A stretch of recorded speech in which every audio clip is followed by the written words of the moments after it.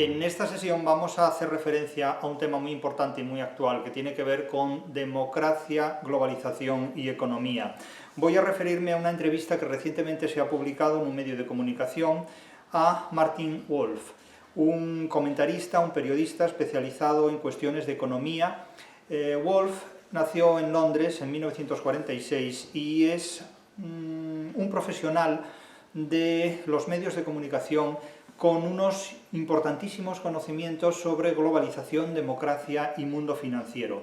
Ha publicado recientemente un libro sobre estos asuntos, sobre democracia y globalización, y la entrevista que ha concedido a diferentes medios de comunicación, concretamente este medio al que me refiero, de ABC, es particularmente interesante. Y aquí vamos a referirnos a algunas de estas cuestiones, entre otros aspectos, porque el año que viene publicaremos un libro sobre democracia y globalización y, aunque el libro ya está hecho, enlaza directamente sobre estas cuestiones que aquí plantea Wolf. Wolf es alguien que ha trabajado para el Banco Mundial, ya desde finales de la década de 1970 trabaja ya para el Banco Mundial y ha sido nombrado también comendador de la Orden del Imperio Británico. Quiero decir que en este sentido se trata de una persona que constituye una pieza clave dentro de los intelectuales que han construido el discurso de la globalización, el pensamiento de la globalización y la arquitectura de la globalización, no solo de palabra, sino también de obra. Es una persona que ha defendido la globalización económica, pero no es un apologeta ciego de ella, en el sentido de que es alguien que ha planteado muchas reformas a la globalización y que ha tratado de perfeccionarla en muchos aspectos. Naturalmente, unas personas estarán de acuerdo con el planteamiento y el pensamiento político y financiero de este señor y otras estarán en contra. Aquí no estamos ni a favor ni en contra de este señor. Aquí lo que planteamos es una interpretación del pensamiento político, democrático y globalista de esta persona y después cada cual sacará las conclusiones que quiera. Ya he dicho en numerosas ocasiones que yo no hablo en nombre de ninguna ideología política, ni de ninguna creencia religiosa, ni de ninguna escuela o pensamiento filosófico. No hablo en nombre de ninguna religión, ni de ninguna política, ni de ninguna filosofía. Hablo en nombre de los conocimientos literarios de los que dispongo y desde la literatura yo voy a interpretar el pensamiento político, globalista y democrático de este señor, que me parece muy importante en nuestros días porque, insisto, este hombre, nacido en 1946, es lo que calificaríamos de un superboomer de la anglosfera. El conocimiento de este señor es enormemente importante para examinar, inquirir e interpretar la época en la que vivimos. Este señor representa un poder todavía muy poderoso, valga la redundancia, es un poder muy potente, es un poder muy poderoso, es decir, no es cualquier poder, sino es uno de los más poderosos del mundo, que se observa a sí mismo naturalmente en declive, amenazado por muchas circunstancias que probablemente no pueda controlar este poder. Es muy temprano todavía para pronosticar la disolución de este tipo de estructuras, pero es evidente que unas generaciones se suceden a otras y si el Imperio Romano tuvo también su final, es indudable que el imperio de la globalización pueda tener también sus metamorfosis, sus transformaciones. Las reflexiones que este señor hace sobre estos asuntos son de una gran importancia y creo que no podemos ignorarlas. La entrevista que le hacen en el diario ABC es una entrevista muy valiosa, se publicó el día 28 de diciembre, Día de Inocentes, pero no hagamos bromas con esta efemérides. Es una entrevista muy inteligente, muy acertada, muy valiosa y muy reveladora. Ahora bien, vamos a entrar en esta entrevista, vamos a analizarla y vamos a contrastarla con lo que la literatura de nuestro tiempo y de otros tiempos dicen sobre las cuestiones que aquí se plantean. Uno de los titulares de esta entrevista es que el propio Martin Wolf advierte que hay un riesgo real de que las democracias dejen de funcionar. Hay un riesgo real, dice, de que las democracias dejen de funcionar. Vamos a ver, las democracias ya han dejado de funcionar en muchos aspectos. Durante la pandemia del COVID, las democracias han demostrado que pueden funcionar perfectamente como un totalitarismo. Nos han confinado a todos, se suspenden una serie de derechos y de libertades estrictamente democráticas y en nombre de la democracia se legitima el funcionamiento autoritario de una sociedad política. Por lo tanto, afirmar que hay un riesgo real de que las democracias dejen de funcionar en 2025 no es decir nada nuevo a quienes en 2020-2021 vivieron el confinamiento del COVID. Por lo tanto, ustedes mismos podrán comprobar que ya el propio sistema ha demostrado que la democracia puede dejar de funcionar en cualquier momento y obrar, actuar como un totalitarismo. Sobre estas cuestiones hemos dedicado materia al tema. En el ensayo sobre el fracaso histórico de la democracia hemos hablado de estos asuntos y cómo la democracia se convierte en un totalitarismo a veces sin ser sospechado, sin ser notado, sin ser advertido. Y por otro lado hemos hablado de la complicidad de muchas filosofías cuando, al hablar de Platón y su descendencia en la corte de los tiranos, hemos tratado también de justificar cómo muchas filosofías que en nombre de algunas personas conducen a la libertad, en realidad, sin embargo, legitiman y fundamentan muchos totalitarismos que se han manifestado a lo largo de la historia. La democracia es un guadiana, aparece y desaparece en determinados momentos y nunca estamos seguros, y aquí coincidimos plenamente con Martin Wolf, de que en un determinado momento no pueda desaparecer para no volver o para tardar muchos siglos en reaparecer. Es el gran problema que tenemos en el siglo XXI, la posible destrucción de la democracia. Las diferentes ideologías se culpan mutuamente de la destrucción de la democracia. Unas ideologías culpan a los populismos de destruir la democracia y otras ideologías culpan a las élites de destruir la democracia. Y realmente lo cierto, realmente lo inevitable, lo innegable, es que la democracia hace aguas por todas partes. ¿Cómo se puede proponer una alternativa a la democracia sin salir de la democracia? Es realmente una paradoja insalvable, pero lo que sí es cierto es que no se puede pensar en renovar la democracia usando palabras que la propia democracia prohíbe. Es realmente muy difícil pensar en la libertad usando palabras prohibidas por la democracia. La democracia se encuentra en su laberinto, por parafrasear el título de la novela de Gabriel García Márquez, ¿no? El general en su laberinto. Frente al coronel no tiene quien le escriba.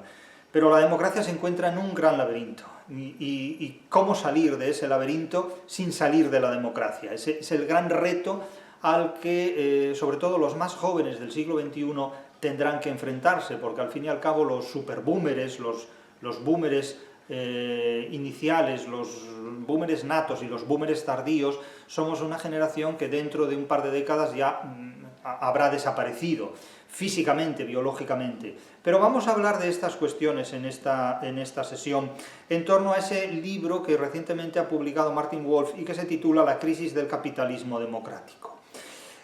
Puede parecer una redundancia, una triple redundancia, la crisis del capitalismo democrático. ¿Puede haber un capitalismo no democrático? Piensen en China. El caso es que este autor considera que hay 5 fuerzas, él señala 5 fuerzas que de alguna manera determinan y van a influir enormemente en la vida del siglo XXI y en la historia del siglo XXI. En primer lugar, el declive de Occidente. Es cierto que Occidente lleva declinando muchos siglos, pero llegará un momento que tocará tierra y el declive se transformará simplemente en nihilismo absoluto y estamos muy cerca de ese instante. Habla del medio ambiente, habla de la democracia como algo que se destruye, coincide en este punto con nuestra idea de la democracia como un sistema político agotado que no es capaz de regenerarse y de sobrevivir. Habla del estado de bienestar que toca a su fin y habla de la incertidumbre a la que una vez más en el capítulo inacabable de la historia que le corresponde supone la tecnología. Pero la tecnología siempre ha abierto caminos inciertos, es decir, desde Hipócrates de Cos con los primeros hallazgos sobre la medicina, pasando por el siglo XIX con los descubrimientos que la filosofía positiva malinterpretó, con las innovaciones del darwinismo y con, en fin, los desarrollos que a lo largo del siglo XX ha experimentado la ciencia y la tecnología siempre nos ponen en los umbrales de un futuro muy incierto, que tarda mucho tiempo en poder someterse al control humano y a la asimilación de los seres humanos. Por lo tanto, este es un capítulo que siempre va a estar delante de nosotros. Pero claro, aquí en estas 5 fuerzas se olvida sobre todo de los seres humanos. Habla del declive de Occidente, el medio ambiente, la democracia, el estado del bienestar y la tecnología, pero no hay una cita con los seres humanos. Los seres humanos son en definitiva quienes mueven todo esto. No podemos reducir el ser humano a un fantasma, porque el ser humano es en definitiva el que mueve las palancas de todos estos asuntos. Y si el ser humano no se coordina en el movimiento de estas palancas, el resultado es una entropía caótica y devastadora. Entonces, este señor, Martin Wolf, cito aquí el artículo, defiende que la clave para que Europa gane competitividad no es más regulación, sino simplificar normas, culminar la unión bancaria y crear un ecosistema financiero más atractivo. Yo lo del ecosistema no sé qué pinta aquí, porque no sé cuál es la diferencia entre un sistema financiero y un ecosistema financiero. Creo que es un abuso de la retórica cuando se trata de otorgar al estilo una dimensión bombástica que en realidad no va acompañada de un referente que nos ilumine mejor. Esto parece más bien una manera de hablar propia de alguien que solicita un proyecto de investigación o una agencia de evaluación que de una persona que se quiera comunicar. Lo del ecosistema financiero puede hablarse también de un sistema ecofinanciero, eso no tiene mayor sentido. Pero fíjense ustedes, las preguntas que le hace el periodista son preguntas muy inteligentes y muy valiosas, y las respuestas también, indudablemente, que duda cabe. Pero fíjense, le pregunta al periodista en un momento dado, y vamos a sintetizar esto y analizarlo críticamente, le dice: usted sostiene que la democracia y el capitalismo son gemelos simbióticos. Yo no sé cuál es la diferencia entre los simbióticos, ya no lo entiendo muy bien. Pero bueno, ¿cuál representa hoy mayor amenaza? Es decir, que la democracia es una amenaza para el capitalismo es una amenaza para la democracia, y claro, la respuesta de este señor es una respuesta muy inteligente. Dice: ambos son una amenaza mutua, pero diría que en este momento la deriva de nuestras democracias marcadas por el populismo supone un riesgo mayor para el capitalismo que a la inversa. Vamos a ver, el populismo es el nombre que las élites dan a movimientos sociales que no pueden controlar, y el elitismo es el nombre que el pueblo da a imperativos superiores que el propio pueblo no puede controlar. De tal manera que, claro, es evidente que este señor habla desde una posición elitista y que el populismo que no confirma su elitismo no le gusta. Claro, el pueblo que está a disgusto con el elitismo que representa este señor pensará lo mismo que él, pero en la posición contraria. Quiero decir que aquí hay para todos los gustos. Dice que la democracia amenaza al capitalismo y el capitalismo amenaza a la democracia. Esto lo que quiere decir es que aquí hay una disonancia, evidentemente. Son dos fuerzas que no se controlan mutuamente. Es evidente que cuando el capitalismo encuentre un sistema de gobierno que, sin ser democrático, propicie los objetivos del capitalismo, el capitalismo concertará matrimonio con ese sistema político. Al capitalismo hoy le parece muy bien la democracia, en tanto que la democracia permite al capitalismo desarrollar libremente sus intereses. El día que haya un régimen político que permita al capitalismo desarrollar sus intereses más cómodamente de lo que la democracia le permite, el capitalismo patrocinará, apadrinará, apoyará, promocionará ese sistema político. Eso sin ningún tipo de problemas. Eso por completo. Entonces aquí, bueno, pues se identifica al actual presidente de los Estados Unidos, a Donald Trump, como un problema para el desarrollo de la democracia. Otros, sin embargo, consideran que el problema para el desarrollo de la democracia son los enemigos de Donald Trump. Depende la posición en la que cada uno quiera situarse. Lo cierto es que democracia y capitalismo en estos momentos son sistemas que no acaban de encontrar el engranaje que tradicionalmente tuvieron tal vez décadas atrás. Y en este pulso entre democracia y capitalismo, es decir, entre Estado y mercado, está claro quién va a ganar. Aquí gana el mercado, porque el Estado, que es el continente de un contenido llamado democracia, cada día está más debilitado. Y yo estoy seguro de que si el mercado se tiene que cargar a la democracia para impedir que el Estado limite sus desarrollos financieros, lo hará. Por lo tanto, aquí el gran problema para los que sean verdaderamente demócratas es saber casarse con el mercado, porque el mercado permitirá que sobreviva un régimen político que, llamándose o no democracia, garantice las libertades mercantiles frente a las libertades estatales. Claro, las libertades estatales, ¿cuáles son? Son cada vez menores, y el mercado también las acusa, porque el mercado ve en los estados una serie de limitaciones, y ve en la Unión Europea muchas limitaciones a las actividades mercantiles. Por eso este señor dice que la Unión Europea debe culminar la unión bancaria, la globalización de los bancos, y crear un sistema financiero más atractivo. Más atractivo quiere decir con más libertad para el mercado. ¿Eso es más atractivo para quién? Más atractivo, evidentemente, para un mercado global. Por lo tanto, la oposición entre democracia y capitalismo es la oposición que hay entre el Estado y el mercado, en definitiva. Y en este pulso el mercado va ganando por goleada, y seguirá haciéndolo. Entonces, claro, ¿quién es más enemigo de la democracia? ¿El populismo o un concepto de mercado que ve en la democracia una importante limitación a su ecosistema financiero?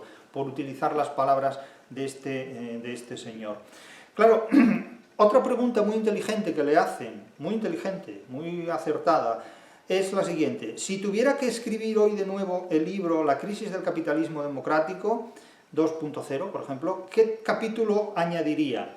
Claro, los hechos cambian tan rápidamente que a veces cuando un libro se publica el propio autor necesitaría añadirle un elemento más.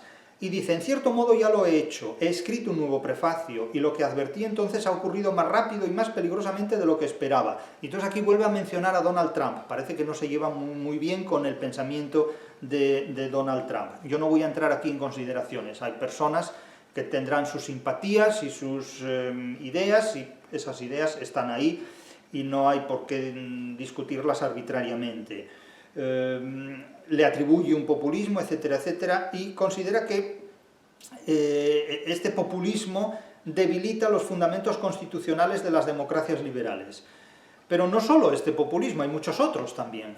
Quiero decir, hoy apenas se habla de marxismo en estos términos, pero el marxismo también debilita los fundamentos, no sé si constitucionales o no, pero sí desde luego financieros de las democracias liberales, o al menos eso ocurría en el pasado, hoy ya no lo sé. Entonces, aquí, en este contexto, es el punto en el que el entrevistado, Martin Wolf, advierte que nuestras democracias pueden dejar de funcionar plenamente ante populismos de esta naturaleza.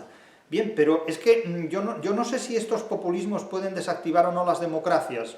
Desde determinados puntos de vista, sí, desde otros puntos de vista no, pero lo que sí sé es que durante la pandemia las democracias dejaron de comportarse como tales y se convirtieron en absolutos totalitarismos, en sistemas terriblemente autoritarios. Y eso es mucho más, sin necesidad de ningún tipo de populismo, porque esa fue una palanca movida por las élites, fue un botón pulsado por las élites y por unas determinadas élites que con un poder global encarcelaron al planeta en su propia casa.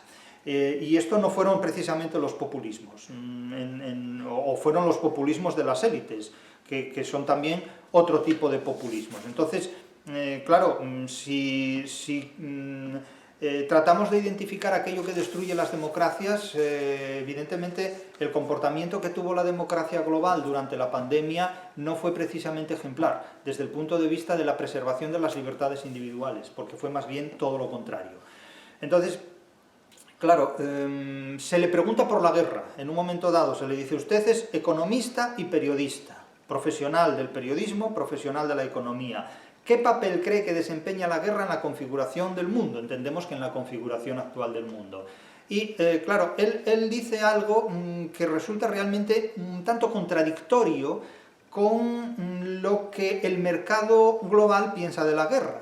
La guerra me parece un fracaso endémico de las sociedades humanas. Sin duda, en eso estamos todos de acuerdo. Desde un punto de vista económico, es un proceso de suma negativa. ¿Para quién? Yo pregunto, ¿para quién? Porque para la industria armamentística no es una suma negativa, es una suma muy positiva. Es decir, las guerras alimentan una industria armamentística que vemos que requiere una cantidad de dinero impresionante para moverse. Es decir, actualmente vivimos en una época donde se dice que los estados deben gastar más dinero en industria bélica y en armamento, cuando llevamos décadas siendo educados bajo los efectos radiactivos, bajo la radiación del pacifismo. y ahora se quiere mandar a toda una generación, esa generación neocervantina, esa generación que es igual que la vida de Cervantes, porque tiene las mismas características que tuvo Cervantes en su obra, lo llaman la generación alfa o generación Z, en realidad es una generación que tiene las mismas características que tuvo Cervantes a lo largo de su vida: el desengaño, el enfrentamiento a crisis terribles y la pérdida de libertad, en muchísimos aspectos. Entonces, claro, querer enviar a toda una generación a la guerra, decir que la guerra es un fracaso endémico, es decir, pónganse ustedes de acuerdo, porque la guerra es un recurso para alimentar la industria bélica del mercado global entre los más poderosos que hay. Por lo tanto, sí es tan fracaso endémico para las sociedades humanas, sí, pero no para la industria armamentística. Entonces, seamos francos en todos los terrenos. Desde un punto de vista económico es un proceso de suma negativa. Bueno, esto es la neolengua de Orwell, ¿no? Esto son las palabras orwellianas típicas en las que se afirma un oxímoron. Empobrece a la gente y la hace menos feliz. Hombre, vamos a ver, empobrece a la gente y enriquece a otra gente. Hay gente, no es que empobrezca a la gente, es que la mata, es que la extermina, es que la deja sin vida, destruye las familias, amputa las vidas, sobre todo de los más jóvenes, de los que van al frente directamente. Y que me digan que hace a la gente menos feliz, hombre, esto parece Mujercitas. No, si el problema de la guerra es que nos hace más infelices, eso es un problema menor, ¿eh? El problema de la guerra es que te mata, es que te quita la vida, es que deja viudas, deja huérfanos, deja seres humanos amputados, deja seres humanos enfermos, deja sociedades enteras destruidas. Es que esto no es una cuestión de ser más o menos infeliz. Vamos a ver, es que te puede hacer infeliz un dolor de cabeza, o el ladrido constante de un perro, o simplemente el ruido superior a lo normal.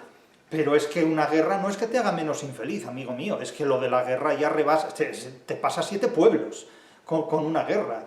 Es que, vamos, la infelicidad puede ser un estado depresivo, pero es que una guerra es mucho más que un estado depresivo, es que una guerra es algo mucho peor que un estado de infelicidad, ¿eh?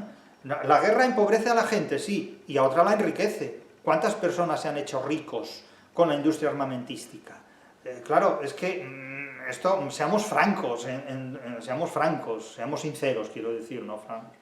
Cada guerra refleja un fracaso político y un éxito económico, habría que añadir, por parte de quien vende las armas. El hecho de no haber conseguido un acuerdo donde todos ganaran más que con el conflicto. Ya, pero es que a veces se generan conflictos simplemente para provocar una guerra que genere riqueza armamentística por parte de quien la fabrica. Entonces, claro, la guerra es un fracaso endémico de las sociedades humanas, pero es una posibilidad de éxito económico para la industria armamentística, esto es evidente completamente. Y claro, que me digan, la guerra empobrece a la gente, no es que la empobrezca, macho, es que te mata la vida, te destruye familias enteras, pero por generaciones, y que la guerra te hace menos feliz. Mire, es que la guerra no es suspender un examen o no sacar unas oposiciones. Es que la guerra no te da una segunda oportunidad en la vida, porque la vida es lo único que tenemos. Si la perdemos, se acabó todo. Entonces, claro, ¿qué se hace con esto? Para un estoico la vida importa muy poco. Para un estoico la vida está sobrevalorada. Incluso para un creyente también, porque su afán es la inmortalidad. Pero esto no se puede asumir por parte de todo el mundo, porque no todo el mundo piensa del mismo modo. Claro, se habla después del pesimismo, se le pregunta, en su libro usted habla del pesimismo, ¿qué aporta el pesimismo? Y entonces, claro, lo que viene a decir es que un pesimista es un optimista bien informado, es lo que viene a decir, básicamente, que hay que enfrentarse a la realidad, que hay que asumir lo que hay. Bueno, pero esto es la receta del siglo de oro español y de la literatura del siglo de oro español. Desengaño, prudencia, discreción y previsión, que son los ideales del siglo de oro español, básicamente. Es decir, hay que vivir desengañado de la realidad, porque para enfrentarse a la realidad hay que separar la realidad del engaño. Esa es la gran lección del Quijote. Hay que vivir sabiendo que las apariencias engañan, que la realidad no es lo que parece, pero es que el mundo anglosajón ha hecho de esta divisa su norma moral. Cree en las apariencias. El mundo anglosajón dice, en las apariencias está la verdad. No importa la vida de un político, lo que importa es lo que aparente ese político públicamente. Su vida privada solo importa si se conoce en tanto que quebranta las normas de lo políticamente correcto. Es decir, la divisa del mundo anglosajón es, en las apariencias está la verdad, la realidad es lo que parece. La divisa del siglo de oro es, las apariencias engañan. Es necesario tocar las apariencias con la mano, menester es tocar las apariencias con la mano para dar lugar al desengaño, dirá el Quijote. Entonces, claro, este señor nos responde a esta pregunta no con los criterios de la Ilustración europea, en nombre de la cual habla, sino en nombre de los criterios del siglo español que profundamente desconoce, pero a los que llega porque simplemente son más fuertemente racionalistas que los de la omnipotente racionalista Ilustración europea y europeísta. Claro, los ideales del siglo de oro son desengaño, en primer lugar el desengaño, la prudencia, la discreción y la previsión. Eso es evidentemente el mensaje del Quijote respecto a los idealismos que hacen fracasar la experiencia política, colectiva y humana, en definitiva. Se habla después de China y de Estados Unidos y se habla de estos países como superpotencias depredadoras. Y se lo preguntan esto a un inglés. Le preguntan a un inglés si Estados Unidos y China son superpotencias depredadoras. Se preguntan esto a un inglés. Imagínense ustedes lo que puede decir Inglaterra de las superpotencias depredadoras. Y el planteamiento es, ¿está Occidente atrapado entre estas dos superpotencias depredadoras, China y Estados Unidos?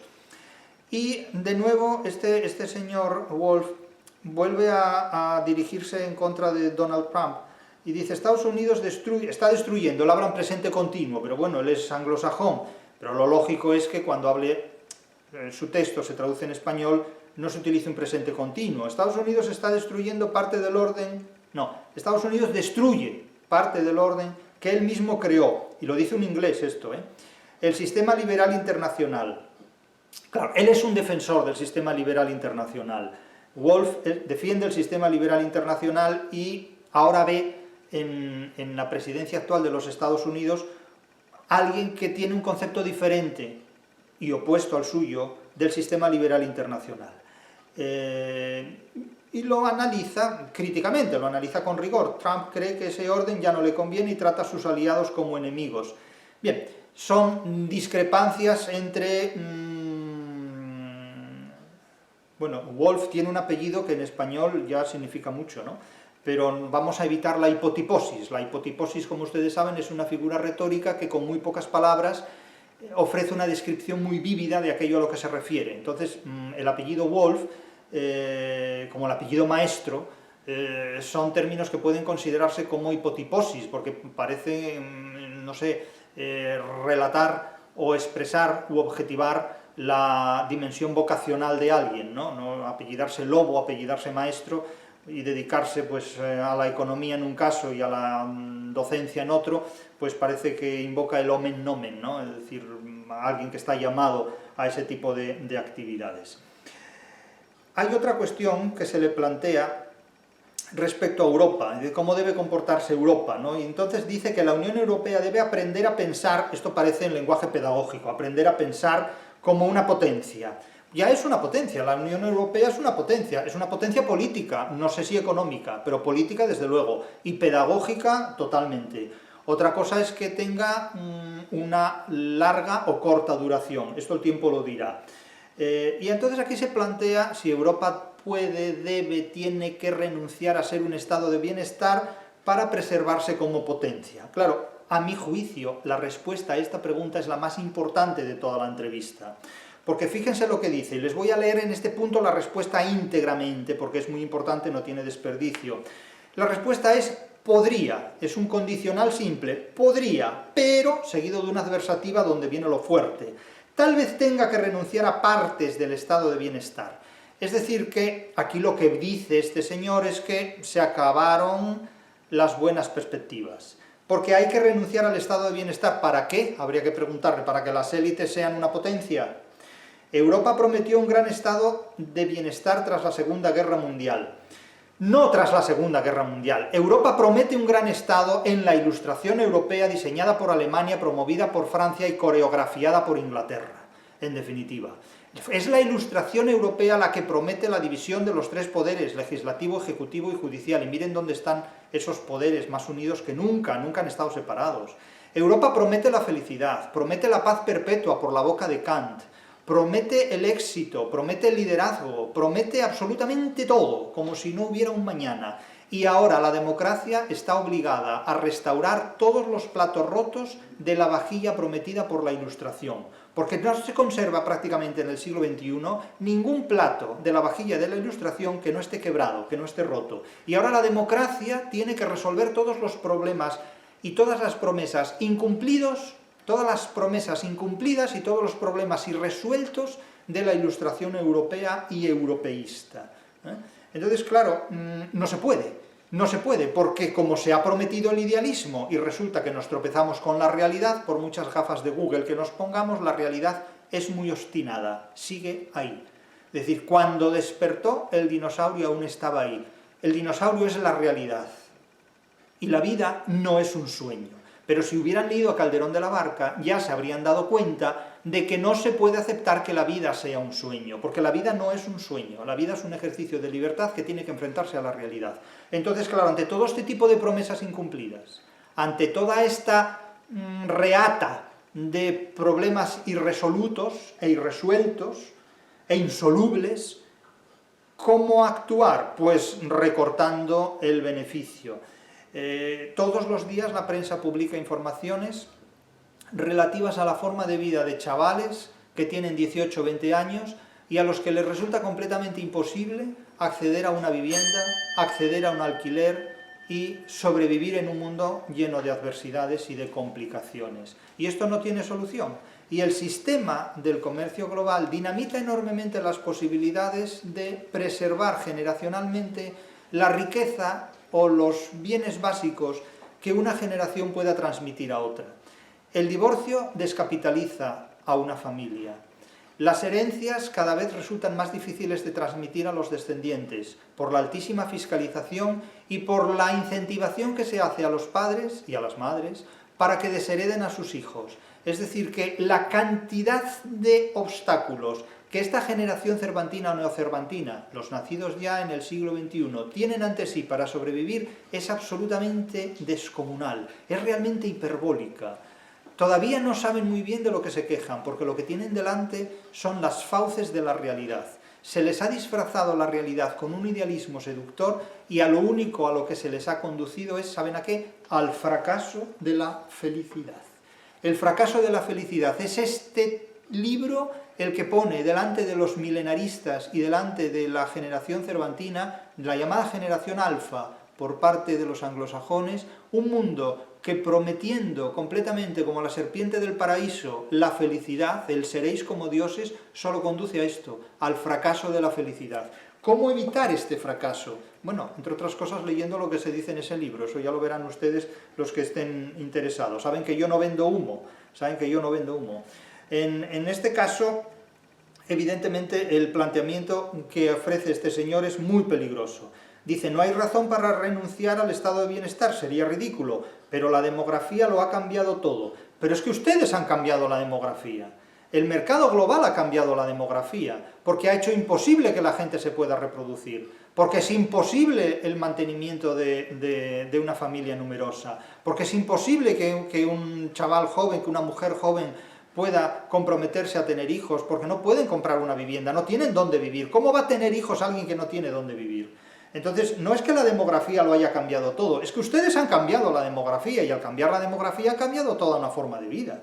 Claro, el mercado ha cambiado la demografía, el mercado se ha comido al Estado, el mercado ha limitado el bienestar que puede proporcionar el Estado. Entonces, por favor, sean francos cuando hablan de estos asuntos, no hablen como si ustedes fueran inocentes, ustedes son los artífices de este mundo. Ahora bien, el resultado al que nos han conducido puede ser tan demoledor que ¿cómo se va a sostener un mercado sin consumidores? Es que podemos llegar a esa situación. Es que ustedes han apretado tanto las tuercas al consumidor que es que no hay dinero para soportar la fuerza de un mercado que requiere un consumo mucho más potente de los ingresos que el trabajador y que el ser humano común y corriente puede adquirir. Y claro, es que dicen, la demografía lo ha cambiado todo. Insisto, son ustedes los que han cambiado la demografía, instaurando, construyendo un mercado donde el ser humano está financieramente extenuado por fiscalidad, por empobrecimiento generacional de una generación tras otra. En los años 50 nadie imaginaba la longevidad alcanzada y una caída tan prolongada de la natalidad. Pero ustedes han provocado la caída de la natalidad y la longevidad alcanzada la ha alcanzado la generación de los boomers y los superboomers. Cuestión aparte será la longevidad que pueda alcanzar la generación de los milenaristas, la generación X, que supuestamente es la mía, la de los boomers tardíos, y veremos a ver en qué condiciones pueden alcanzar esa supuesta longevidad la generación cervantina, la generación neocervantina, la llamada generación alfa, los ya nacidos en el siglo XXI. Entonces, claro, se dice que gastaremos más en sanidad, en pensiones, en cuidados a mayores, o no, porque ustedes podrán retirarlos, quienes tienen el poder para hacerlo. Entonces, claro, esto depende de muchas cosas. La política europea se ha convertido en un juego de suma cero. Ustedes sabrán en qué han convertido la política europea, porque yo no tengo poder para hacer este tipo de cosas, aunque tenga una capacidad de interpretación que pueda compartir con algunas otras personas, pero nada más. Y luego se habla de una cuestión muy importante también. Se preguntan si el sur de Europa sigue siendo el eslabón más débil del euro. Y aquí ofrece informaciones enormemente relativas, porque lo que plantea es una ecualización entre la debilidad económica de los países del norte de Europa y los del sur. Claro, el idealismo se terminó. El relato épico del idealismo supremacista de la Europa del Norte también hace aguas por todas partes porque no se sostiene. Y claro, este señor, especialista en cuestiones financieras y económicas y periodísticas, es decir, es alguien que controla la información financiera del mundo. La información financiera global pasa por este señor. Cuando se observa la economía europea, las diferencias se han reducido. España, Italia, Francia, Alemania o el Reino Unido comparten problemas similares, y lo señala, y dice, bajo crecimiento económico, envejecimiento de la población y debilidad tecnológica. Alemania era muy industrial, pero esa ventaja se ha reducido por la competencia china. Bueno, era muy industrial porque el Plan Marshall se encargó de reindustrializarla, después de haberla destruido, por la izquierda y por la derecha, por el este y por el oeste. Claro, en tecnología todos los países europeos son débiles, y lo serán cada vez más. Así que el sur de Europa ya no es especial. Alemania y Francia se parecen cada vez más al sur. Bueno, es que Francia ¿dónde está? Ni que Francia estuviera en el Polo Norte, pero bueno.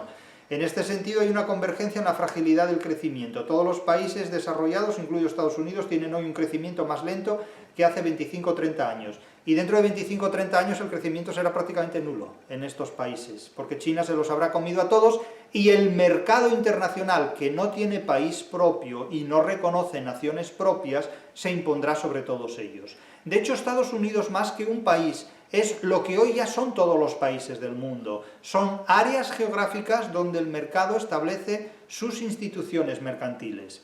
Tengan en cuenta que hoy no hay ya países. Es decir, el concepto de nación, el concepto de Estado-nación es un concepto romántico que hoy ya no tiene la menor vigencia. Lo usamos para comunicarnos y para creer entre nosotros que sigue habiendo países, pero hoy no hay países. Hoy hay zonas geográficas, áreas terrestres, donde el mercado impone sus normas y donde la gente todavía se relaciona estatalmente a partir de determinados documentos y protocolos oficiales. Pero no hay países. Las luchas que mantienen entre sí los estados-nación, que son una herencia del romanticismo, es una completa ilusión.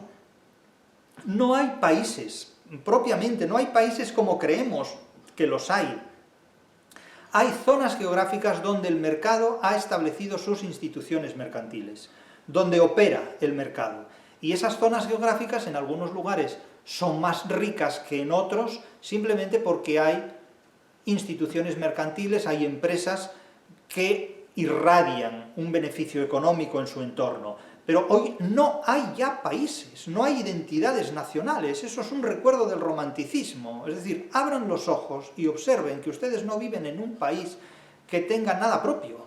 En realidad, los clubes de fútbol están en manos de empresas internacionales. La mayor parte de las empresas están intervenidas por accionistas que pertenecen a países que ustedes ni siquiera saben dónde quedan en la geografía del globo terráqueo. Es decir, no hay países desde el punto de vista del concepto tradicional del Estado-nación romántico. Eso ya pasó hace 200 años.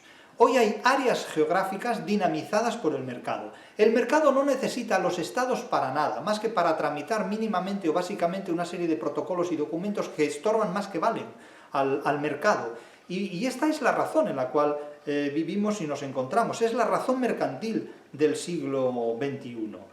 Por lo tanto, llegamos al fin del idealismo supremacista de la Europa del Norte, porque el mercado nos hace iguales a todos ante la miseria o ante la riqueza, depende cómo queramos ver la botella, si medio llena o medio vacía. Pero los estados se han desnaturalizado porque el mercado se los ha comido a todos ellos, en definitiva. Vivimos en mercados, no en estados, no en países, de tal manera que indudablemente hablamos unas lenguas, hablamos unos idiomas, cada vez más cosmopolitas, ciertamente, cada vez más abiertos. Esa es otra de las cualidades que identifican a esta nueva generación del siglo XXI con el mundo cervantino. Tengan en cuenta que Cervantes vive en un mundo muy cosmopolita, muy abierto. Cervantes convivió y coexistió con muchas culturas. Muchas de estas culturas y sociedades eran mutuas enemigas entre sí. Cervantes convive con el Islam perfectamente, dígase lo que se quiera. Cervantes convive con el protestantismo, retrata en sus novelas personajes que forman parte del mundo protestante como contrabandistas de dinero, como es el caso de Ricote. Es decir, Cervantes fue una persona que supo coexistir y convivir, haciéndose compatible con las diferentes dimensiones de la realidad. Y nos enseñó algo además muy importante, algo que saben las generaciones nacidas en el siglo XX, que las personas no son ni buenas ni malas por pertenecer a un determinado país, vivir en una determinada región, profesar una determinada religión o tener determinadas ideas. Las personas son buenas o malas porque individualmente son buenas o malas, pero no porque por formar parte de un credo religioso, practicar una filosofía, pertenecer a una determinada etnia o proceder de una determinada área geográfica sean malas o buenas. Eso no tiene nada que ver. Cervantes supo retratar a personajes de la más variada procedencia con muchas virtudes y muy buenas cualidades. Personajes valiosos de diferentes culturas cuando incluso estas culturas eran enemigas entre sí. Diferentes personas que pertenecían a estas culturas enemigas y adversas eran perfectamente compatibles entre ellas y podían comer y beber juntos y tener largas conversaciones, como demuestra Sancho Panza con el morisco Ricote. Es decir, que esta sí creo que es una cualidad de las nuevas generaciones del siglo XXI, de las más recientes del siglo XXI, que son capaces de vivir más allá de estos prejuicios. Los enemigos del ser humano no son seres humanos de otras poblaciones o de otras sociedades, aunque lo pueda parecer. Cervantes tuvo más enemigos entre los que formaban parte de su religión oficial y entre sus colegas de trabajo que entre las personas que procedían de áreas geográficas muy distantes y muy ajenas a la suya propia. Es decir, el enemigo no es el extranjero. El enemigo es aquel que te hace daño. El enemigo es aquel que te hace daño, simplemente. El enemigo no es el extranjero, no es el que piensa de forma diferente a como piensas tú. El enemigo es simplemente aquel que te hace daño. Y el vecino, que puede pensar igual que tú, se puede convertir en tu enemigo si trata de hacerte daño. Por lo tanto, este mensaje cervantino de alianzas con el adversario, porque simplemente vive en otra zona, no puede asumirse tan acríticamente. Uno puede ser amigo de cualquiera, venga de donde venga. Lo que no puedes es ser amigo de aquel que te hace daño, aunque piense como tú. ¿Cuántas personas piensan como nosotros y se comportan como si fueran nuestros enemigos? Los colegas, en muchos casos, son la primera demostración de todo esto. Entonces, en este punto el mercado ciertamente nos ha liberado de muchos enfrentamientos. El mercado es más igualador, es más igualante, por así decirlo, utilizando este neologismo, que muchas otras circunstancias. Otra cosa es que ese proyecto de igualdad y de globalización deje también muchas fisuras y muchas heridas abiertas. Pero eso es precisamente lo que también se puede reformar, y en este punto Martin Wolf sí ha tratado de subsanar, de restañar algunas de estas heridas. Es que no podemos descalificar completamente la globalización, porque en la globalización hay muchos aspectos positivos. Ni podemos asumirla críticamente, porque la globalización tiene también muchos aspectos negativos. Es que la realidad no es blanca o negra, la realidad es compleja y es necesario verla cromáticamente, desde el infrarrojo hasta el ultravioleta. Y eso es precisamente lo que más esfuerzo requiere. Otra cuestión que plantea abiertamente Martin Wolf es el futuro del siglo XXI. ¿Qué nos depara? ¿Qué fuerzas decidirán todo lo que va a ocurrir? Y señala lo que decía al principio, la decadencia de Occidente. Occidente se enfrenta a un mundo que ya no puede dominar, que ya no puede controlar. Pero este fracaso de Occidente no lo ha protagonizado la Europa del Sur, este fracaso de Occidente lo ha protagonizado la anglosfera. Es decir, que la anglosfera ha llevado a Occidente a una posición que Occidente no puede controlar porque la anglosfera ya no sabe seguir gestionándola. La anglosfera ha perdido el poder porque ha perdido el conocimiento, y esto es muy grave, porque es la primera vez en la historia que Occidente pierde el liderazgo del mundo, por hablar en términos propios de la anglosfera, es la primera vez en la historia que Occidente pierde el liderazgo del mundo, y esto se debe a una mala gestión de la anglosfera. Así de simple. La anglosfera ha perdido el conocimiento de la gestión del mundo, y lo sabe. Sabe que lo reemplazará el poder político y financiero de China, de Asia, en definitiva.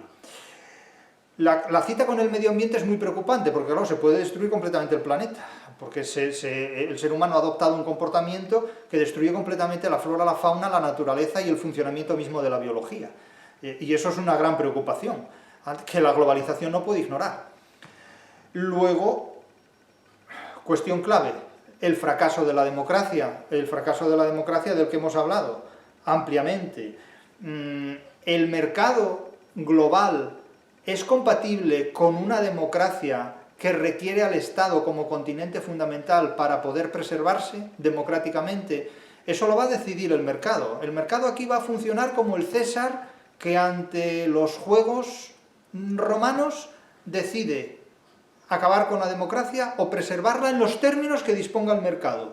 El mercado aquí es el juez, la democracia está a merced del mercado. Ya hemos hablado en esta serie de 20 vídeos sobre Paolo Prodi y la historia del hurto en la historia del comercio sobre estos asuntos. Y hemos hablado cómo el mercado ha ganado posiciones, primero frente a la Iglesia, después frente al Estado y hoy ya planetariamente. Ahí tienen en esa serie de 20 vídeos las exposiciones que he hecho al respecto. Y luego la inquietud por la transformación tecnológica, que esa es una inquietud constante y permanente. Todos los siglos han tenido una cita con avances científicos que han puesto en cuestión el statu quo del punto de partida, es decir, las condiciones de partida preexistentes a estos hallazgos científicos. Se habla después de otra cuestión que tiene que ver con poder y mujer, y aquí no dice nada porque no se puede decir nada. Se dice que el auge de las mujeres es muy importante, pero se queda ahí, porque evidentemente es tan importante como el auge de la adolescencia, el auge de los ancianos o el auge de los ingenieros industriales. Quiero decir, esto no cambia las cosas. La Unión Europea está presidida por una mujer, el Banco Central Europeo está presidido por una mujer, y el mundo no es ni más ni menos solidario de lo que fue en tiempos. El dinero no tiene sexo, el dinero no tiene patria. ¿Qué país acuña el euro? No hay ningún país que tenga el euro como moneda exclusiva y excluyente, ya es una moneda internacional, porque el dinero ya no tiene patria. Esa es la demostración más eficiente de que no vivimos en países, sino en áreas geográficas administradas mercantilmente. No tenemos moneda propia. ¿Qué país es un país que no acuña moneda propia? Eso no existe, financieramente hablando. Por lo tanto, somos áreas geográficas administradas mercantilmente. Si alguien sigue creyendo en las naciones-estado, es que sigue creyendo en una idea romántica que hoy ya es un idealismo completo. Eso es el fantasma del pasado al que se puede evocar como se reza el Padre Nuestro o el Ave María o cualquier tipo de oración, pero en realidad no tiene referentes presentes. Es decir, los estados deben reconfigurarse de otra manera, lo han hecho desde el romanticismo, se han configurado como naciones, pero hoy día la idea de nación está completamente entumecida, está completamente idolatrada y eclipsada por un mercado muy poderoso. En definitiva, se habla después de Trump. Parece que a Trump no le cae bien este señor y a este señor no le cae bien Trump, pero eso ya son cuestiones entre ellos en las que yo ni entro ni salgo. Se dice que Hitler llegó al poder en Alemania desde una democracia y entonces advierte que la democracia no es eterna. Al mercado le importa un bledo el régimen político vigente en un Estado. Al mercado lo que le importa es el dinero. Y si puede hacer dinero con democracia, se casará con la democracia. Y si puede hacer dinero con el totalitarismo, se casará con el totalitarismo. Al mercado le importa un bledo el país, la lengua, el sexo y el sistema político. Al mercado lo que le importa son las ganancias. La filosofía de un mercader es hacer dinero. La filosofía de una empresa es hacer dinero. Como diría Celestina, A tuerto o a derecho, nuestra casa hasta el techo. Esto ya lo dijo Celestina en 1599, si no antes. A tuerto o a derecho, nuestra casa hasta el techo. Este es el lema del comercio. No es necesario que nos lo enseñe Adam Smith ni ningún tipo de liberal. A tuerto o a derecho, nuestra casa hasta el techo. Este es el ideal del mercado, en definitiva. Y se plantea una cuestión, al final, enormemente interesante, a la que dedicaremos en el futuro más interpretaciones. Se le pregunta, muy inteligentemente por parte del entrevistador, ¿qué opina de que líderes autoritarios, se dice autoritarios como Xi Jinping o Vladimir Putin, se preocupen por la inmortalidad? Vamos a ver, por la inmortalidad se ha preocupado hasta Jesucristo, que ha prometido la vida eterna. Entonces, no es ninguna de estas dos personas, ni Xi Jinping ni Vladimir Putin, un líder que haya prometido la inmortalidad o que se preocupe por la inmortalidad, porque la inmortalidad llevan prometiéndola muchas religiones, no todas, pero si hay una religión que haya prometido la inmortalidad, esa religión es el cristianismo. Entonces, claro, si pensamos en esta pregunta, ¿qué líderes autoritarios como Xi Jinping y Vladimir Putin piensen en la inmortalidad? ¿Qué le hace a usted pensar en esto? Pues recuerden que Jesucristo también pensaba en la inmortalidad y que todo el cristianismo se fundamenta en la promesa de la inmortalidad. O sea, no solo prometen la felicidad, sino que prometen la inmortalidad, y prometen la felicidad en la inmortalidad si se es bueno, si no, se promete el llanto y el crujir de dientes, pero también en la inmortalidad, porque los que van al infierno también inmortalmente sufren en el infierno las penas de la eternidad. Y entonces, claro, Martin Wolf responde que esa manera de pensar en la inmortalidad por parte de los líderes políticos autoritarios es una forma de egocentrismo. Bien, ¿es una forma de egocentrismo? Sí, claro, de egocentrismo absoluto, evidentemente. Según tengo entendido, varios líderes y algunos multimillonarios estadounidenses como Elon Musk coquetean con la idea de vivir para siempre. Pero es que la idea de vivir para siempre está presente en las religiones cristianas, tanto en su variante católica como en su variante protestante, desde el comienzo. Es que hay religiones que, como el cristianismo, nacieron prometiendo la inmortalidad. Por lo tanto, el hecho de que líderes autoritarios como Xi Jinping, que no es sospechoso de ser cristiano ni católico, o Vladimir Putin, que no sé si será ortodoxo o no, pero que desde luego no es protestante, invoquen a la inmortalidad, no es más que ir por un camino que ya con anterioridad en nombre de las religiones se ha transitado. No es ninguna novedad invocar la inmortalidad. Lo que sí llama la atención es que, del mismo modo que unos invocan la inmortalidad, otros promuevan la eutanasia, de tal manera que se postula la inmortalidad para un determinado tipo de gente y se oferta la eutanasia para otro determinado tipo de gente. No diré yo que la inmortalidad se promete a las élites y la eutanasia se oferta a los populismos, pero esa pregunta respóndansela ustedes. ¿Se oferta la eutanasia al pueblo y se plantea la inmortalidad para las élites? Respóndanse ustedes mismos. Pero a mí que no me digan que es una novedad que los mandatarios o líderes, autoritarios o no, planteen la inmortalidad, cuando esto ya es más antiguo que los milenios humanos. Y por otro lado, ¿renunciarían los líderes democráticos a la inmortalidad si se la ofrecieran? Porque aquí da la impresión de que solo los autoritarios quieren ser inmortales. Pero hay mucha gente que repite mandato en las épocas democráticas una vez y otra vez y otra vez, y políticos que no se jubilan nunca, y boomeres que no se jubilan nunca. Entonces, quisiera saber yo si alguno de los líderes de las democracias a los que se les prometiera la inmortalidad renunciarían a ella, porque a lo mejor resulta que nos vemos todos con Xi Jinping y Vladimir Putin en la sala de los inmortales. Eso depende. Ahora bien, noten que nunca como hoy se ha vendido la eutanasia a un determinado tipo de población, y nunca como hoy ¿los líderes se han planteado la inmortalidad? Sí, ya mucho antes que hoy los líderes se planteaban la inmortalidad. Ya digo, la gran promesa de muchas religiones es precisamente ofrecer la inmortalidad a quienes se incorporen a ellas. Queremos ser poderosos para siempre, ¿y quién no? Claro, se le hace una pregunta ya metafísica, un erotema que no tiene respuesta. Se le pregunta, ¿debemos morir? Y Martin Wolf responde, debemos morir y es justo que muramos. Ya, pero ¿quiénes? ¿Quiénes primero? ¿Y cómo? Porque no es lo mismo morir en una cama de un hospital con los debidos cuidados que morir tirado en una cuneta o fusilado. Claro, es que hay muertes y muertes. Entonces, es justo que muramos. Recordemos el soneto de Jorge Guillén, ¿no? Ante mí se estremece mi futuro. Ese soneto, ante mí se estremece mi futuro. Y habla del arrabal final en que tropieza la luz del campo. Embiste justa fatalidad. Es la muerte. También Jorge Guillén llama justa a la muerte, llama justicia a la muerte. Pero sobre esto no haré bromas. Debemos morir y es justo que muramos, dice este señor. Nadie podrá garantizar nunca la inmortalidad. Y además, la inmortalidad no es ninguna solución. Stalin, fíjense lo que decía, se atribuye a Stalin, que la muerte era la solución de todos los problemas. Naturalmente, cuando él murió, mucha gente dijo que su muerte fue la solución a muchos problemas. Entonces, claro, es justo que muramos. ¿Qué pueden decir los demás de la muerte del prójimo? Pues llorarán su muerte si lo quieren y la celebrarán si lo detestan, eso cada uno es lo mismo. Y termina la entrevista con otra pregunta, nos hemos saltado varias, pero no podemos dedicarnos a todo. Otra pregunta muy interesante, ¿desear la inmortalidad es una forma de arrogancia? Esto es una pregunta para un psicólogo, para un psiquiatra. Dice, es puro egoísmo.